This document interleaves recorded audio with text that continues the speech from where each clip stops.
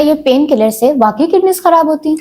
बेटे मैं तो ये समझता हूँ कि पेन किलर्स में आई थिंक पैरासीटामोल एक वाहिद ड्रग है जिसके साइड इफ़ेक्ट सबसे कम है और जिनका किडनी डैमेज सबसे कम है।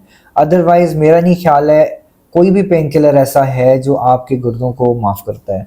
स्पेशली एनसेड्स जो हैं, एनसेड्स जिसमें कॉक्स-2 इन्हिबिटर्स हैं, ये दोनों वो क्लास हैं जो आपके गुर्दों को उड़ा के रख देते हैं, बहुत जल्दी किडनीज़ को डैमेज करते हैं। और एक बहुत इंपॉर्टेंट बात ये है कि पेन किलर्स को हैबिट ना बनाएं। जितनी ज़रूरत है आप उतना पेन किलर बस इस्तेमाल करें। जिस वक्त ज़रूरत नहीं है आपने इसको हैबिट नहीं बनाना।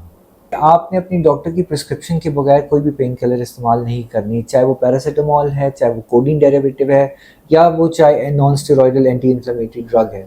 वो आपकी हर चीज़ को एवेल्युएट करने के बाद आपको बताएगा कि आपको पेन किलर कौन सा इस्तेमाल करना है।